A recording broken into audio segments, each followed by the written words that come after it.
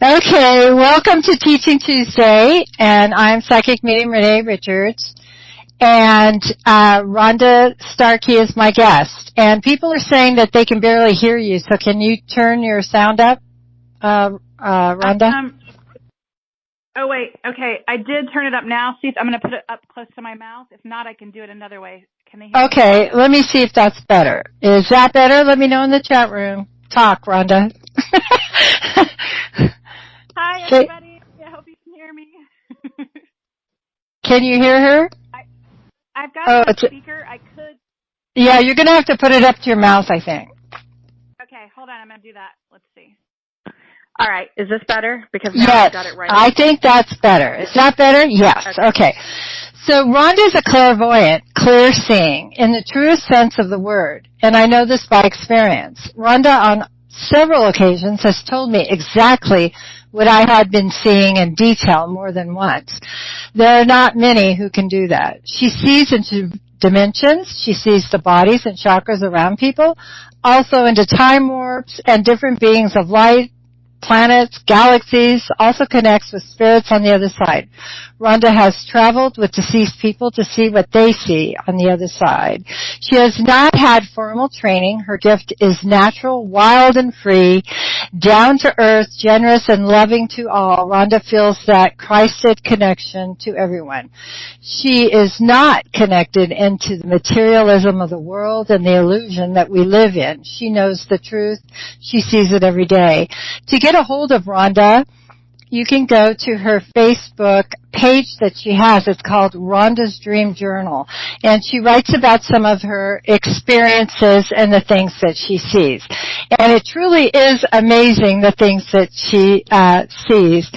And before before I started recording, we were talking about the book from Dr. Michael Newton, Life Between Lives and Journey of the Souls and Destiny of the Souls. And I was asking her, Rhonda, what she thought about karma and the councils. That always bothers me when I see that for some reason. And now I haven't read the books, but I'm going to try to read them. I have a really hard time reading things that, like when I see something that kind of throws me for a loop, because I just don't, and I do think that if you believe in that, that's what you're going to see. But right. And so I don't, so what do you think? I mean, I know that you think. I honestly feel like it's a step in consciousness. I feel like there's steps, kind of. And so at one point in my life, years ago, God, that makes me sound like years ago. But, I had all my experiences, and I kind of came in. It was kind of one of those, synchronicity type deals where, like, those books come to me, and it matches so many of my experiences. Well, at that time, in the level I was at, I don't like the word level, but, we have to use some words sometimes that we don't love, because we need a new human language, words, human language. I agree. I feel like I'm with you. I don't believe in karma. I mean, unless if you need that in your life, if that's your belief system or whatever, it serves a purpose at times. But, like, I think for you to go back and read those books, you might be kind of evolved past that. But another person could read it, and that might really help them, because I feel like a lot of things are stepping stones. At one point, those books really, really helped me. And it matched a lot of my experiences. Now when I go back and look at it, I'm a little past I don't know what he talks about, some of the things. But at the time, I don't know, a lot of the experiences match mine. Yeah, I think you're right. I think the books do serve us people at different levels of growth that they are ready to accept, consciousness that they're ready to accept. And at that level, I think that's exactly right, because I was reading some of it. They actually have the books in PDF form online, so I was looking through it, and I'm like, I just can't, I could hardly read it. It was interesting. I mean, some of it's interesting, but at the same time, I was like, the concept, some of the concepts I was just like, I'm not there. I feel like it makes no sense to me. So, and I don't think you would be there. Like, I don't think that's where you would go in a sense. Does that make sense? No. Yeah. You would probably, you would skip all that. Yeah, but I think that it could serve a purpose for somebody who's just beginning and trying to learn about spirituality. So yeah, you're right. I didn't think about that fact that there's different levels of learning for everyone. And I've had books for 10, 15 years and I couldn't read them, and then all of a sudden now I can read them. Or I can read them and I read them totally different. I get a totally different answer or energy or consciousness from them than I did when I first opened them up. So there's a big difference. It's interesting how what you need at the time you will get, and then I always say save your books because you'll end up going back at some time. Now, you have always seen spirit. I mean, you're like me, you were just born that way. And, but how did you experience it when you were a young girl? Little girl. What I really can remember the most when I was a little girl was, and then some things my mom told me, but I actually remember myself, all the time trying to project myself places. Like, I would be like, why can't I just, teleport in a sense? Why am I not teleporting? And then I was grown up, like, my parents were, Christians. And so we went to church on Sundays, and, I would spend the whole time, I'd be in the pew and I would be trying to send telepathic messages to everybody. And I would think, why is nobody responding? What is wrong with these people? And I mean, just those kind of things I would try to move. And I didn't succeed. I would try to move objects with my mind. My mom also said, and I used to think, Renee, like, my God, what world did I end up in? Why is this so hard here? Yes, I do know. I used to think that if I thought about, like, if I looked at somebody that they would hear me, and I thought the same thing, that I could make myself move around. That's really interesting that you thought that also. And I also felt like I couldn't understand people. I thought this whole concept of talking, and I to me seemed so silly.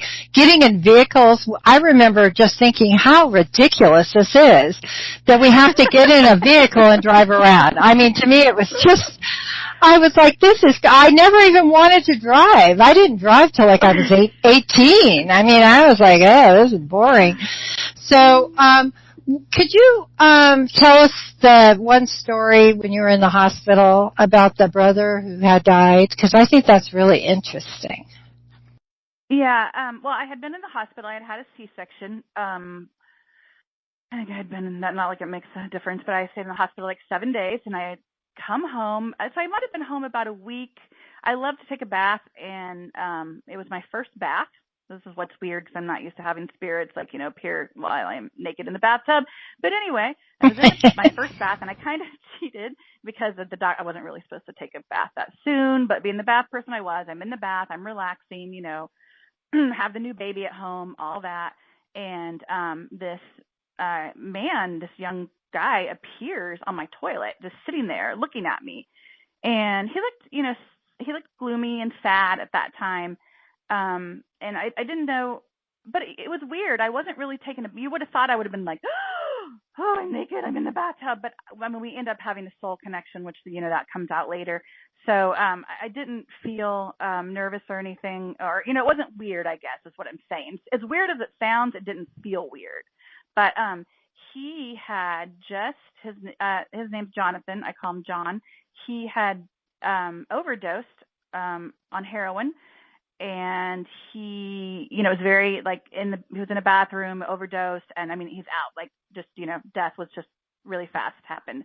And he didn't get to say goodbye to anybody. He's a very, very, very loving soul, person. And he wanted my help. At that time, he had a brother. He has more than one brother, but at this time he was worried about a particular brother who he was afraid, was having, I don't know, necessarily suicidal, but along, I don't want to say that because I'm not, but along those lines, very depressed. Let's just say that, very, very depressed. He was worried about this brother, and he wanted me to,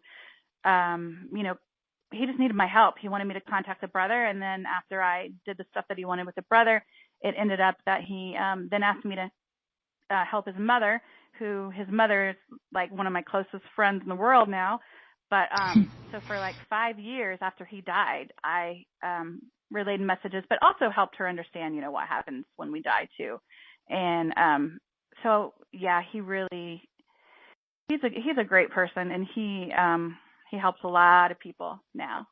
But were you afraid though to approach her? I mean, and the family, or did you just feel so strongly? And you felt like you knew him, right? On a soul level, you knew him. There were parts. It came back later. Yeah, it came back later that I knew him. Like, I guess that day on the toilet, it wasn't like I had this epiphany and I was like, oh, I've known you in all these different lives. But the more him and I connected, it's kind of like the more he healed. He was healing. He was helping me heal people in his family. And then the more he healed, and when he, he got to a certain point, that's when, like, it started to reveal that we had lives together and, been on other planets together. And, just a lot of different lives together. I think I think we figured out that him and I have had more lives together than any other person. Him and I have had. So not only. Yes, Renee, it was weird. I did not want to write his mom. I'd be like, no, I don't think I should. And he would do things until, nothing mean or anything. No. He would just kind of like follow me around until I wrote her. So it's like you just pretty much had to do it to quiet him. And I've run into the same thing with a husband and wife. The husband had died tragically, and he came to me, and he just kept on and on and on. But I didn't have to get a hold of her. The weird thing was, 2 weeks later, she got a hold of me. And here's and here he told me his name, and when she sent me an email, she said, I want a reading, I want to talk to you because of my dearly beloved Rocky. And I went, oh my God, your husband has been after me for a month, following me. And everywhere I would go, I would hear the name Rocky. Just the most strangest situations, but that's how spirit works. And I really felt very connected to her and her children, to her home. I felt like I knew everything. It was the strangest thing. So that pretty much was like maybe also that was a two-way street where you were helping him, he was helping you, but look how many people's lives you changed just by being brave enough. Plus, he was helping you believe in what you were doing, that, I'm giving it, I really did see him. You validated everything. So I think that's, and plus the two of you have gone on to do all kinds of things on a soul level. So that's really, amazing. But so. Yeah, he's here tonight. He's been sticking his tongue out at me. just teasing. Yeah. Comes in really supportive things, That's what, yeah. But did he always look the same? Did he always, or have you seen him evolve as a soul? Yes. The first,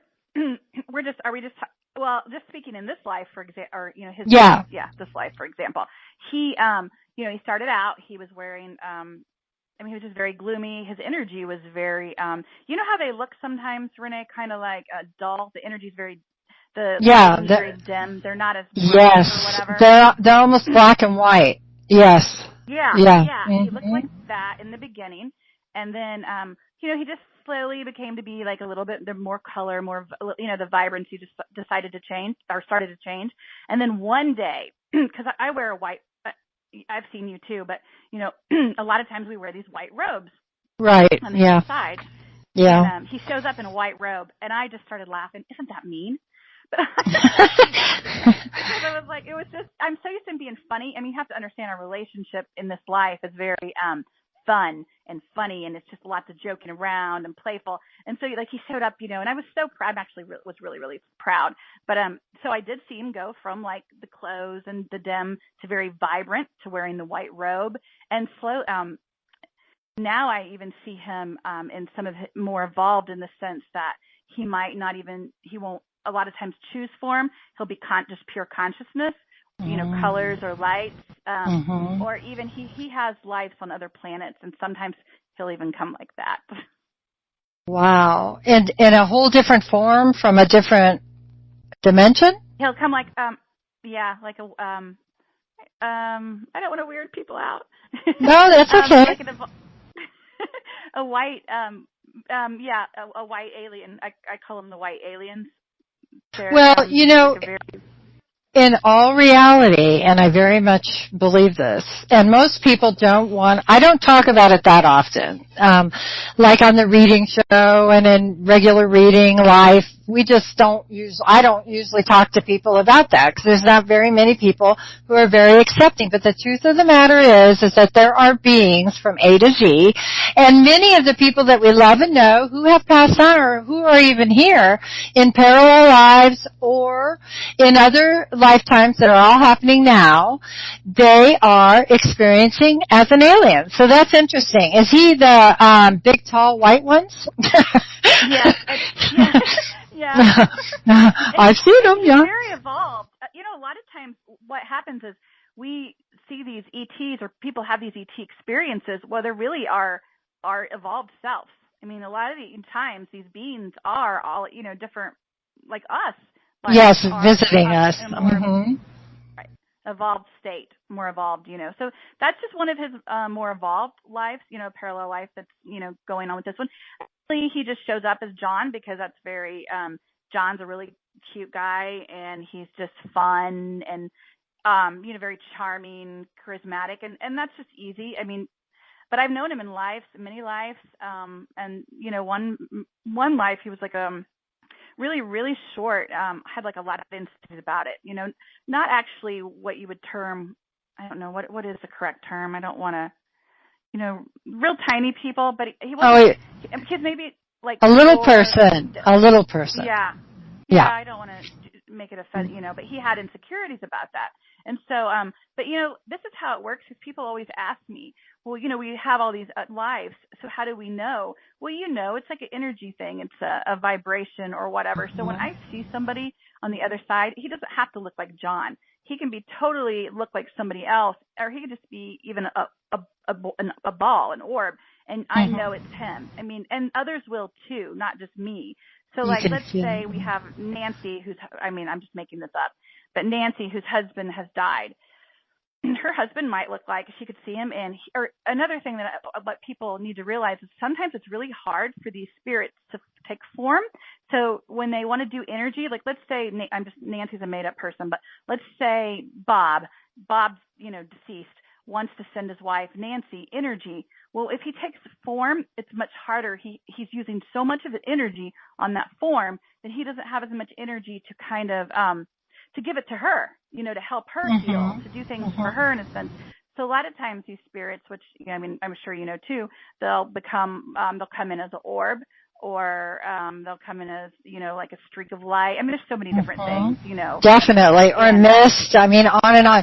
Hey, did John ever tell you what it was like on the other side when he crossed, or did you see where he was and what it was like? I mean, after he, you know, finally accepted it and went on. That's the thing I get so far. And sometimes I do end up in places that are really green and beautiful. And then, but I mean, what did it look like? Did he tell you what it looked like on the other side? Well, at first, it was a very fast death in a sense. Like it was almost like happened before he even knew it. You know what I mean? He didn't even realize it. Like he left the body so fast. And it's been a while, because it's been like 6. I really am bad at time. I think like 6 years. I could be wrong.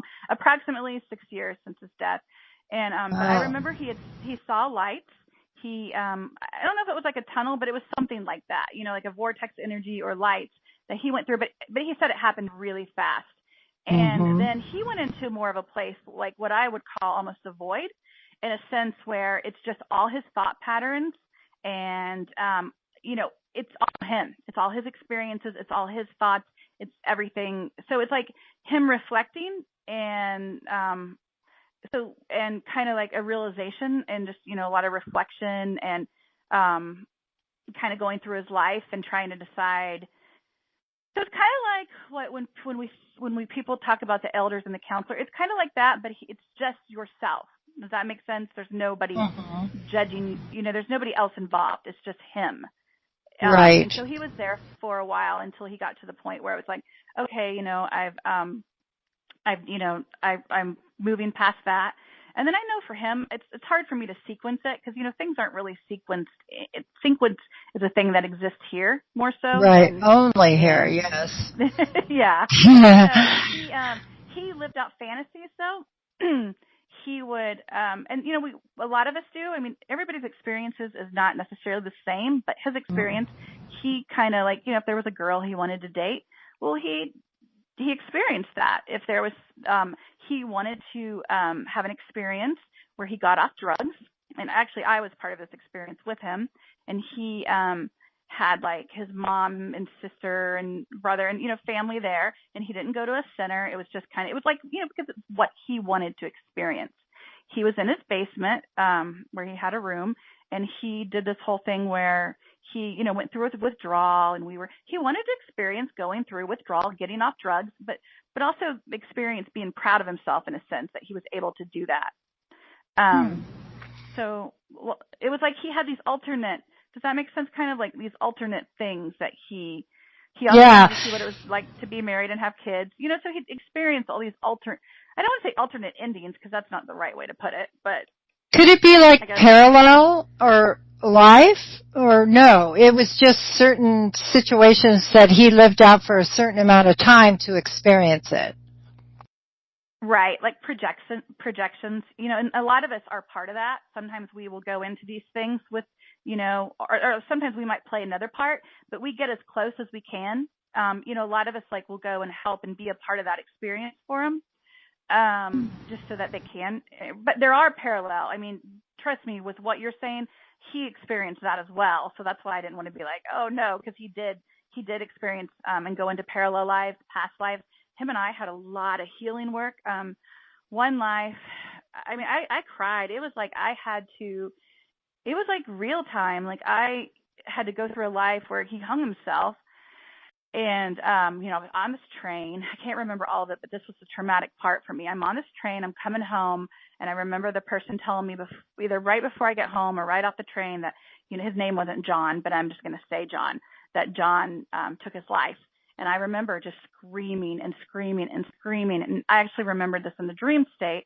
And I woke up just, bawling, crying, just because I kept screaming, no, I could save him. I could save him. And I've always had a carryover in this life because I didn't save him in that life, even though no, technically isn't my fault, but I felt like I should have saved him in that life, and I didn't. And so even though we didn't know each other, I still felt like I should have saved him in this life. You had a strong connection to him. Well, with other people, have you followed them? Have you seen them or followed them to the other side? What have you seen, like when people die, where they go? I want to talk just real quick about death, just in the sense of I've been shown what it feels like to die, and I have also had memories of my past life. Like I had a life, I dream in German, fluent German, and I don't speak a lick of German, but I know everything that's being said when I'm seeing these experiences, and I had a life. I know. I'm really intelligent and good in in my dreams, but I speak many languages. But I had a dream. I would dream in German, and I was on this table. I think it happened in one of the World War. I don't know because I'm not good at time, but like 1 or 2 type era. And they had me on a table, and I had this was like I relived this one night. I woke up and I had heard this like zzz. You ever know the dentist? You were just at the dentist. That tool that's like zzz, Yes, the drill. I was on this table. Yeah, the drill. I ended up waking up, but they were drilling into my head. So I was awake on this operating table, and the Germans were doing an experiment.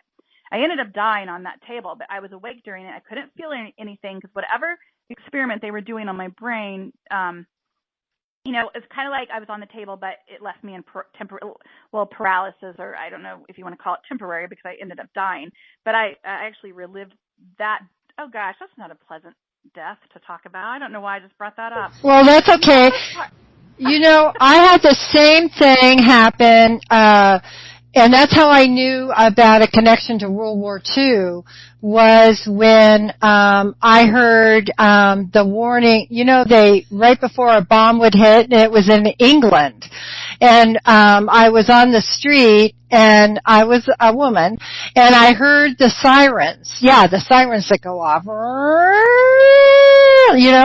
And I went into a building, and I started to go down the stairs, and as I did, a bomb hit the building, and it killed me.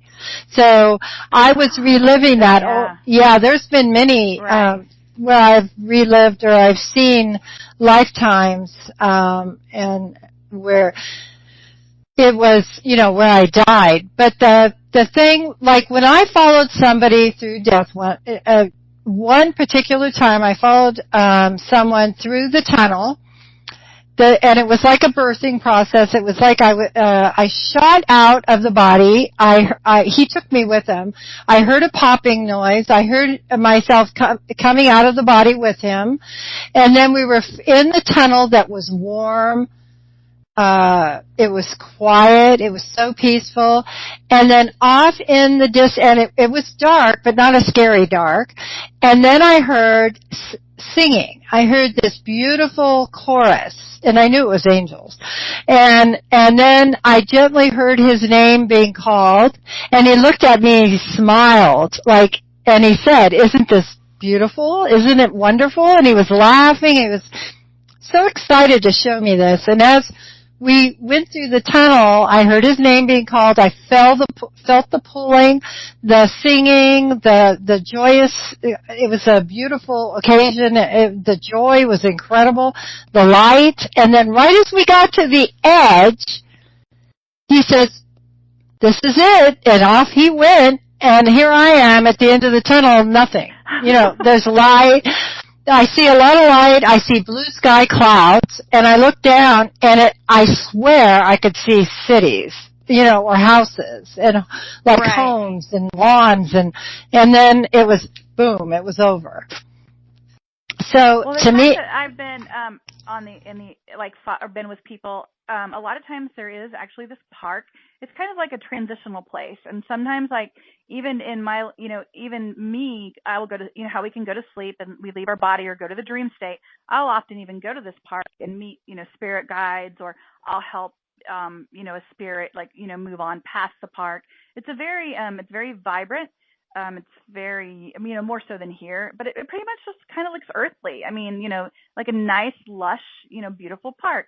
And that's kind of like a meeting ground that I've seen a lot of spirits, kind of be at. And then I've also seen places where spirit, depending on how damaged their energy is, they will go to I don't know if you want to call it realm, because I don't really know, but let's just say a different space, and they will, go be like vortex in a sense. They will go into almost like these little, I don't know, it's like a little tunnel or vortex of energy, and they'll go be, they'll heal because their energy just, it could just be had a lot of sickness, just, really tired from being on earth. There's all kinds of reasons. So they'll go to that place and have their energy healed. Also, a lot of us, well, a lot of people, they miss Earth, or, that, because if they're newly crossed over, especially, a lot of people have houses. You can have a house. You can have, you don't really need food, but if you want to have food, it's not really food in the sense that we have here, but, you can create it in the sense. You can kind of, it's pretty much whatever you need, whatever you want, you can create. And that's what these spirits do. There's some spirits that are okay, you know what? I'm good. I am going on. I'm going to the void, or I'm going to the plane of no form, or I'm going to go to, whatever. But then there's other people that are like, you know what? I liked her. I'm not quite ready. And there's no right or wrong. I mean, there's no good or bad. No. So they'll go have a little life. They'll go have a little house. And if they wanted a mansion, they can have a mansion. If they want a little cottage, they can have a cottage. I mean, you are the creator. And it's so much easier to create there, as you know. We manifest. Mm-hmm. Everything's just manifested instantly. I mean, if you want a fancy car, by all means, you create and do whatever you want. And that's what's the beauty about the spirit world. It's full of love, and it's it's just a lot of good energy, but it can be whatever you want it to be. That's what it boils right. Even if you believe, like if you have a strong belief that there is a hell or that you're going to be punished, and that belief somehow isn't transformed through the death and dying, through the tunnel and the instant of the life. Are you there? Yeah, sorry. Can you? Oh, okay, because sometimes people get muted accidentally. So let me know if that happens to me, and I'll let you know if it happens to you. Okay. But so during that period, sometimes they will end up in a place that is dark, only because they really truly believe that. They're not, somehow it seems like some people, not everyone, will have such a strong fear and a belief structure that was ingrained in them, and they never try to transmute it or go past it, that they actually get stuck in that thought process for a certain amount of time. There are people that want to experience that. They believe that they will not be saved unless they experience it, right?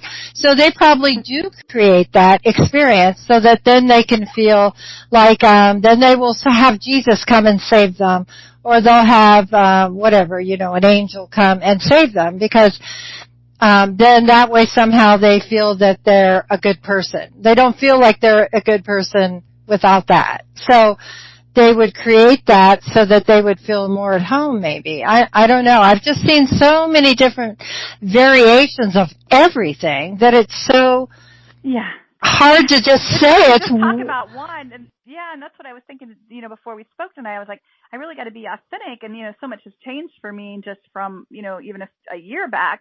But that's how energy is. Everything is constantly moving. It's constantly changing. But, I have seen Jesus. He was actually one of the first spirits I saw. And my mom used to say when I was 4 years old, I would cry every night to go back. I don't know what I called it, if I called it heaven or not. But she said, I'll just say heaven for right now. She said I would cry every night to go back, to heaven, and that I wanted to be with Jesus. And I was only 4 years old, and so I did the same thing. I did the same thing. I thought I was married to Jesus, and that, what am I doing here? I want to go home. I want to go home. Yeah, and and then that relates back to being a nun and a lot of past lives. But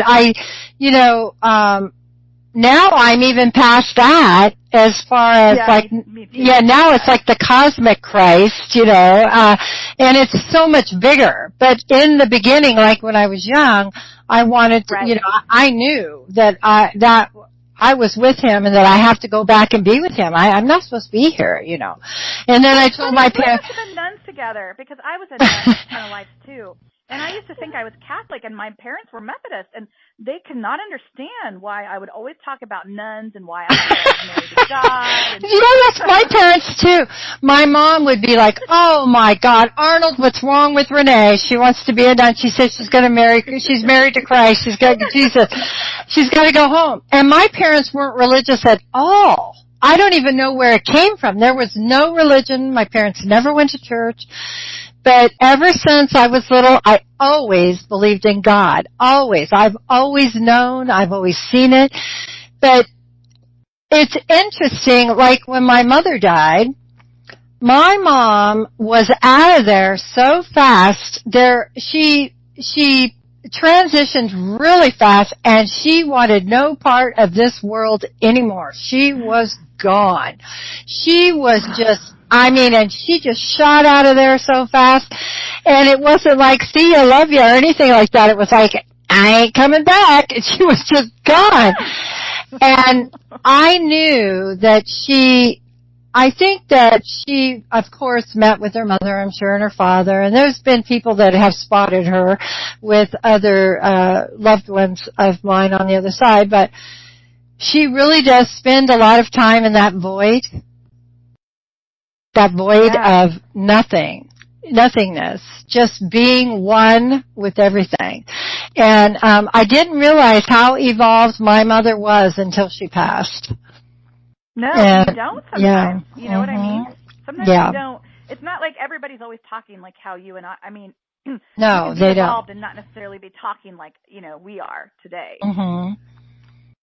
Right. So I spent a lot of time in the void, and I know exactly what you're talking about. And, one of the things I do remember, so vividly too, was there was this beautiful translucent liquid, pure, like white, I just call it energy, and it was flowing, and it was just so divine and pure and just full of unconditional love. And I can remember looking down at it. It was kind of like a pool in a sense, and I knew that I had to go, and I had to, be an expression and a sense of energy. And I remember kind of saying goodbye, and it was kind of like I was sad. It was kind of bittersweet, I think. I think that in some ways it was like, okay, this will be an experience. But I knew I'd come back. I knew I was one with all, and I would come back and be that consciousness or that, energy again. So. That's amazing. Now, what about the all souls? Oh, go ahead. Go ahead. No, go ahead. All souls what? Oh, no, I was just going to say that's, that is like this pool of all these, beautiful souls. And eventually, we go so many different places, but, eventually we do get to this place where we just are one with everything. Right. And that's the kind of confusing part is that, and we can choose to do that. I mean, that's what I find. I think that that's the place of wisdom and rest and clear, pure essence, because it is a liquid light form. And even on our breath, when we breathe in, we are breathing it because it's in the atmosphere. And as we breathe in the liquid light, we become that more and more and more as we can integrate that light more and more and more.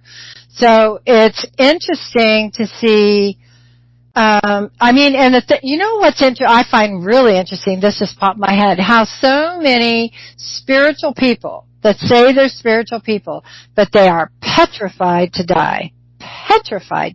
Yeah. And that always makes me wonder, because if you're petrified to die, then you really are not accepting what this whole thing's about.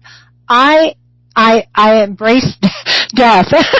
Maybe too much. I'm always like when a couple of years ago or a year ago, I don't remember, I had a breast cancer scare, and I was like, I have cancer? I don't. Well, I kept asking. I kept hearing, no, you don't have cancer. Don't even go there. Yes, no, you're not. No, you can't check out yet. And I was like, oh, damn it, And then a cancer on the tongue. I'm like, oh, maybe I have cancer of the tongue. Oh, maybe that's going to be it. I can go home. No, and so it is. When I see somebody who is not afraid and embraces it, then I'm like, whoa, I want to talk to you. Because then I can relate to that person. But there's so many people that are so afraid. And I've been the same way. Because I'll even write you. I mean, and it's like, I don't even know if when I talk about it, if I seem, but I'm always like, ooh, maybe it's my time, No, I know. I noticed that about you. Yeah. Rhonda writes me, and she's always like, oh, I think I might have this and that. I think it's time for me to go. And, I can't wait to get to the light. And I'm like, nope, you're not going yet. Not yet. You're not going. But, a true clairvoyant is somebody who can see past the illusion of this. I mean, like some people, there are clairvoyants that can see like in the body, and they can see way deep into the chakras and see past, like the etheric form and see clear into the. Right. I believe that.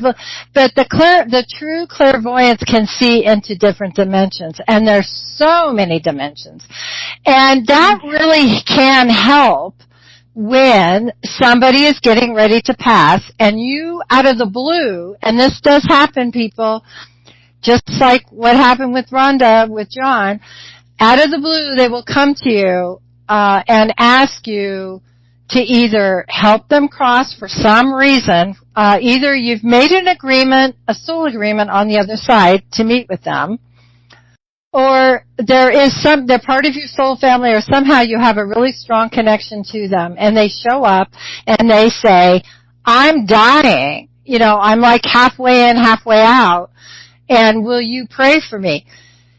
Now, or work with me to help me go ahead and go. And really, all I notice, I don't know about you, I am sure you've been called for the same thing. It just seems like almost reminding them, that this is the illusion of Earth, and then going with them into that undefined, unconditional love. And when they get there, that's it. So, I don't know what that is. Energy. It's like a lot of times, even and there's different ways we can help people. We can help people, obviously, in our body, our physical body right now. I mean, we can help people, but we can also help people, and not just me and you, others, anybody really. We can help people by going in our dream state. Like last night, I went and was helping somebody, like pretty much like you said, except I was in my ethereal or astral or whatever spirit body, and I was helping somebody cross over. And what we did, it wasn't just me; there was a few others. We would blend our energy, and we would kind of blend our energy with them. It was just almost exactly what you said. It was like to comfort them, to just make them remember, in a sense, to help them be aware, to help them feel like unconditional love, And then once their soul released, off they went, obviously, and they were, had guides and all, different people, whoever. I mean, it's different if you want angels to meet you. Some people have angels meet them. Other people don't need anybody. Other people, family members. I mean, there's how it is. There's so many variables that it could be. Yeah, it could be any. I knew one woman, and I saw her pass, and as she passed, she went through everything so fast, but she went and was wrapped in color. Just color after color after color after color, until I saw her just let go completely into the color and put her hands up, and she disappeared. So I figured, well, adios, there you go, off she went. Still to this day, when I see that same spirit, as she comes back, she'll be wrapped in colors all around her. So that was her way of going and crossing. And smells, it was smells and music, and it's just different for everybody. But I think that it's a beautiful experience. It's very joyful. I remember at the nursing home it was happening a lot, because they were older and they were all dying on me. But that was such a learning, because they would die and instantly they would be back, and they would be beautiful and shiny, and very seldom would they come back and be black and white or real dim. Right. But when they were, I was like, I think they're usually ready. Don't you think when they're older and it's not traumatic? Yeah, I mean, there might be fear with crossing, but they're usually ready. They've had it. They've just had it, They're like, let me go. Even my mother, she couldn't hardly say a sentence, but she could get out, I'm ready to go. I want to die. And I like it when she would say that to my sister or to my stepfather, they go, oh, no, you don't. No, you don't. When she'd say it to me, I'd say, I know you do. And it's going to be beautiful. Where do you think you're going to go? I would say. When you die, where are you going to go? I'm going to go back to May, Idaho, she'd say. That's where she was when she was a little girl on the farm. And she had this painting on the wall. And she always told me, that reminds me of May, Idaho. That's where I'm going to go when I die. And when I saw her, that's exactly where she was. Because her grandparents were there, and her brothers and her sister, and it was just a real happy time for her. So for everyone, it's just so different. For me, And I'm heading out to the galaxies. I'm going. Me too. I'm going woo far away. I know. Me too. I wonder. I did want to tell people though that. Oh, go ahead. Like it's not pain. I've been shown different ways to die. And if you want to experience the pain, you can, because that is, we learn it's one of our experiences. Pain is, part of an experience, but there's other ways. Like a lot of times a loved one will die and, their physical body might still be alive, but a lot of times their soul will leave before death actually occurs. And yes, people that have something horrific happen, like let's say a car crash that's just something I could think of, like a, traumatic car crash. Most of the time, a big percent, unless the soul wanted to experience it, a huge part of the time, if they're going to die, they go ahead and they project out of the body before impact even happens or as it's happening. So they don't even experience the pain. And I guess for me, I want people to know that, not all these people are, it's not, all the spirits I've talked to, and I'm sure you too, it's not suffering. Nobody ever comes back and talks about death being an awful experience. Yeah, I agree. And I've heard that over and over and over, that even people during war, that like, the family members will say, oh my God, they must have suffered so much. And I'm like, not really, because they're out of their body. I can see them at the impact of death and they're standing next to their body. So they are not feeling it. And I have heard that over and over and over and over, that they don't experience pain. Now, a lot of people want to experience it, whole death, in its entirety, which is a lot. And so they will experience that. That's why you see like some people suffering. And they could be standing next to their body, but yet they're choosing to go ahead and experience it at the physical level. Right. Yeah. Right. I see that a lot too. And if the soul doesn't want to leave, there's this little vacuum thing. I don't know how to explain it. It's not like an actual thing, but you'll feel this, like if you're in your body, and let's just say the soul's kind of trying to hang on, but it's it's definitely time to go. It will feel like you're just being suctioned out, but not painful at all. I mean, have you ever felt like put like the vacuum on your, but almost more gentle than that? Just like a light suctioning, and that's the only thing that will happen if a soul is trying to fight and it's really, really their time. That is, and I don't even consider that a worst case scenario, but that would be like, it's not, it doesn't hurt at all, but that's the only thing. That is the one thing that happens if the soul does want to stay. At least from what I've, been shown and felt and everything. But it's not bad at all. It's kind of almost tickles, Well, even, even now, when I travel sometimes, and that could even be in a meditation, I get sucked out. I feel it. I feel the pull.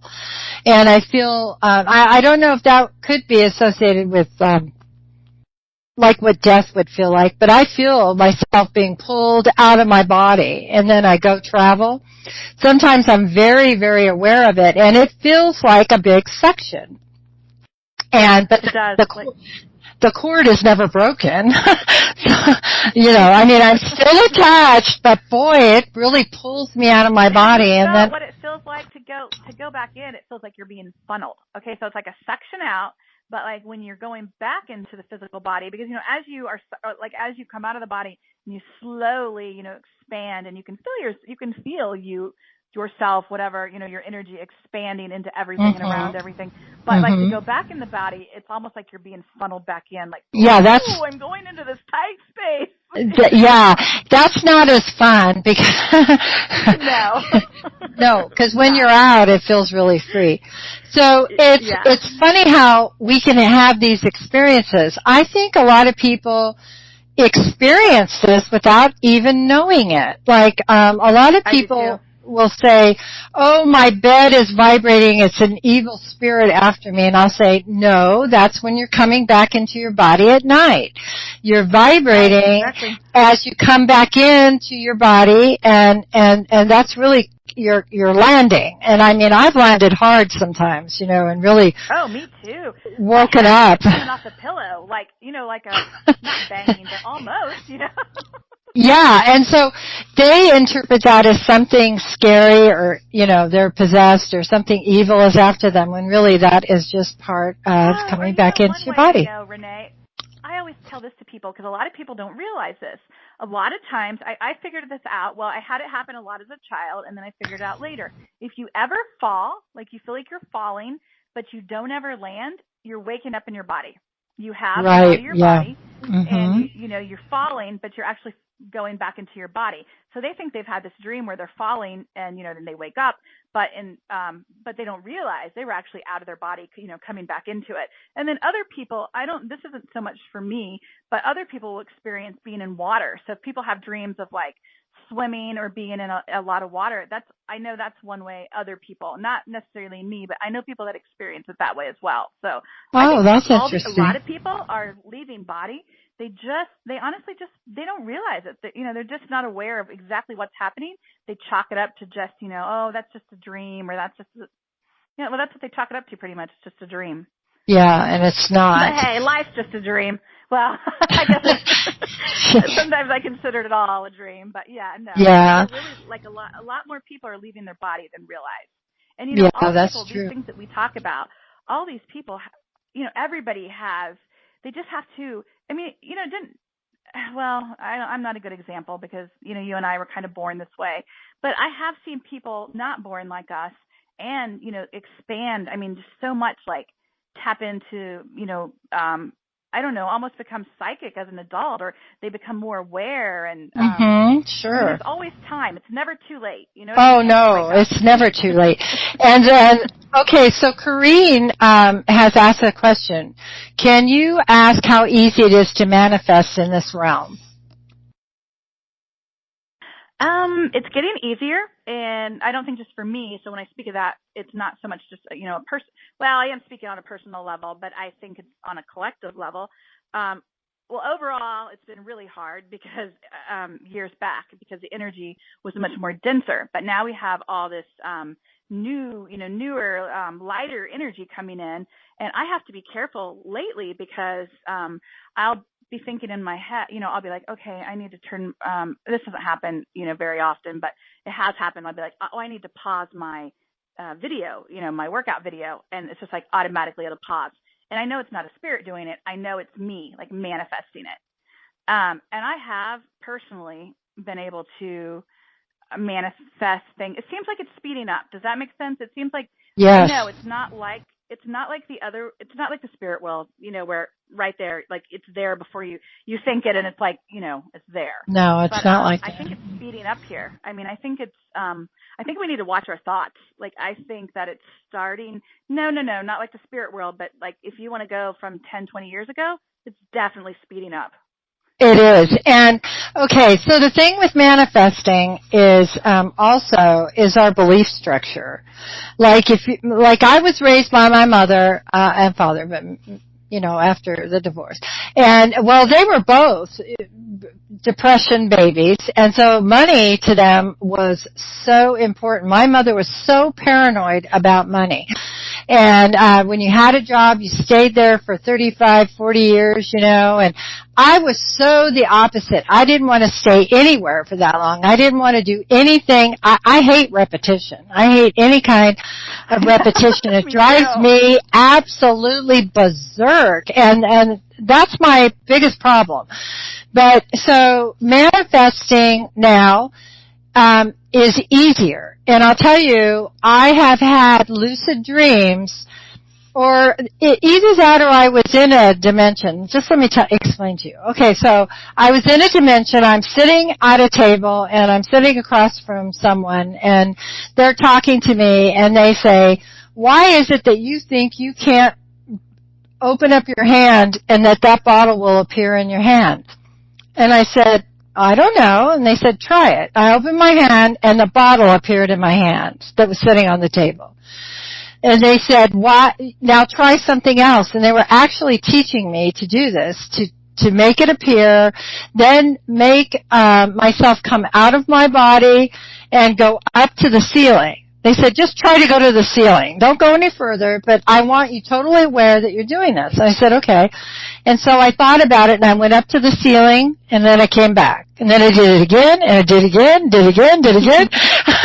It was so much fun. And they were trying to tell me that this is what could be a possibility of reality, but I have to open myself more to it. Ooh, I have chills. The same thing with money. Now, okay, so everybody knows I have asthma. I have asthma. Okay. It's because I'm allergic to my cat. But I love cats. I love them. They're little lions. I just love them. So what I do now is I get very quiet for just like before a reading, I get real quiet to where my head starts bobbing, and I know I'm in that place. And then I say to myself, I'm asking my mind to clear my lungs. I'm asking my lungs to be cleared now. I'm asking my body to open my airway in my lungs and to remove the asthma. And I take 2 deep breaths, and it's gone. Now that's manifesting, and it's never happened before. This is brand new. Okay. Then, when I hurt my rib, remember that? Fred and I were wrestling, and I leaned over him, and the rib had a hairline fracture. That takes 6 to 8 weeks to heal. I healed it in 3 weeks. And what happened was, it was the most frickin' painful thing I've ever had. I was like, if I'm going to be in this much pain, I'm going to have a damn baby, or I'm not going to experience this. And so my rib. Renee, I do think it's happening, more and more. I mean, faster like that. And I didn't know that's exactly what you were talking about, but. For example, like I sprained my ankle and I healed it within a minute. So, see, we're learning to manifest on smaller levels. We're learning the power of our mind, but it has to be blended in with the body and the emotion and feeling. It has to be the feeling body with the mental body. And there is an energy that's propelling us forward right now, too. Like, the energy is different. So, I mean, we have to get rid of our belief systems. We have to get rid of our fears. Yes, we have to clear that. We have to clear all that. And then, so, like, I've had practice. I remember when I remember telling you about this, when I was, cooking in the stove. And I had my hand, the oven had been going, like 375. It had been on, easily over an hour. And I'm baking cookies, and I just almost was like stick my hand in, I don't think I'm even really thinking. I stick my hand in, pull out the cookie, no hot pad, no nothing, just bare hands, take it out. There is no redness. There is no, there's nothing. I felt no pain. I felt no heat, and there was nothing. And my hand was on like a cookie sheet that. Yeah, I don't know how that happened. How do you do? It's not consistent.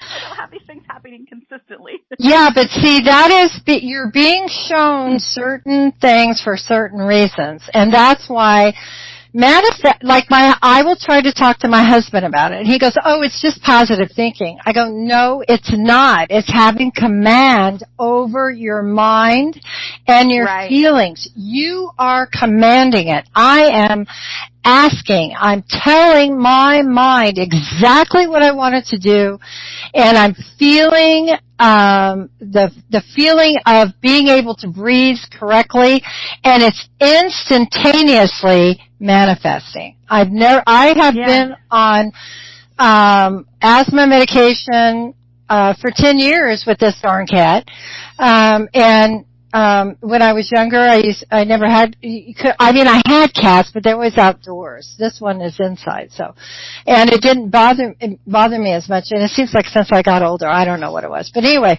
so that's what I'm doing now. I'm manifesting little things in little increments, and I'm practicing. Because they're working.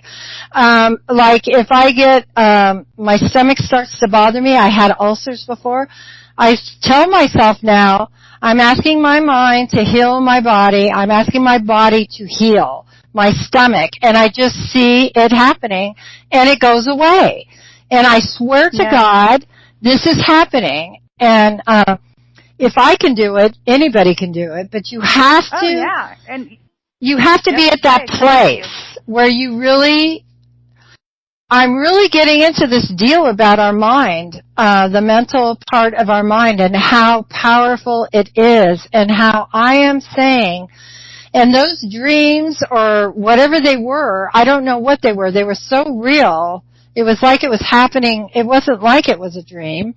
I had the same thing. I had the similar thing happen to me just in my, and I don't know, it was, I would say a dream myself, but, and it wasn't exactly like with you, exactly like you, but it was like they were having me do these like little exercises over and over. Yes. I had to make a newspaper appear on my lap. That was like you know what I mean? Just like little things, and they would make me do it over and over. I don't know who exactly when I say they. Maybe it was my higher self even, but I mean. Right, probably. Like you said, it was just these little tiny, it was like, why am I but I had to do like the same thing, these just little exercises almost. And that's why I'm saying that it's so important to do meditation and to pay attention to your mind and what you're thinking. Like I used to say all the time, oh, I'm so stupid, or oh, I'm so fat, because that's the way I was raised. Those recordings are in my head. You're no good. You're always off somewhere. When I was, but and I am not intelligent like everybody else is intelligent. I'm intelligent in my own way, and that's just as valuable. But it's taken me all this time to get to this place where I actually feel the power within me to create. And so things that I want now, I'm starting to create them. And it hasn't happened yet. But when it does, I'll let you know. But my problem is that I change also what I'm trying to create. So I will change it because maybe it'll be ego-based. And that's not really going to work when it's ego-based. It has to come from the feeling body and the mind. And it has to be without the influence of the ego. So it can get really complicated. Yeah, Corrine says, well, when I do anything like that, I feel it. You know what I mean? When I'm working like that, I mean, if I just say the words, it's not going to work. I mean, you have to, for me anyway, I have to go there and I have to feel it. I have to become it in a sense. Mm-hmm. And it's the power of the mind. Now, when my poor husband, I use him as a guinea pig. So, and I've done things with him where I've asked him to do things.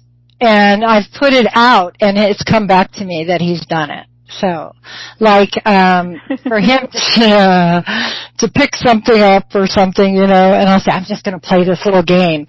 And then I get in that space, and I start the command, and I push it out there, and sure shit, he'll come walking through the door with it. And I just start laughing. It doesn't happen consistently. But it is getting easier to manifest. It is. Because if she and I are both seeing this, and I know other people also that are experiencing it, where we're learning in the other dimensions how to do it, there's a reason for it, because that's what's coming. So, and you really have to watch. And it doesn't mean that if you go, oh, I hate somebody, I hate the word hate, but I mean, that's not a good word to use. Right. It doesn't mean that something horrible is going to happen to it, to that person. It's when you obsess on something. You are so obsessive about it, like the way you look or the type of person you are or whatever, and you just, it just embodies you then, when you do that. People don't realize either the power of words. I was shown one night, I was in, there was a spirit, it was John, I think, and he was showing me how powerful, how like words carry this vibration, and the vibration has to do with the collective. So, I mean, how the collective uses the word, experiences it or whatever, but then he was showing me how you put words together. I mean, it was just like this, it was just like the vibration of it. It's the only way I know how to, piecing the words together and just, the vibration behind it. And just after I was shown all that, and I felt it, I felt it. And when you feel something, it really, sticks with you. And so I'm real careful. like, I'm not saying I'm perfect. There's times that if I have a thought, I erase it like really fast. If I have something that I think is like a negative thought. Yeah, that's what I do. Oh, I'm fat or something like that.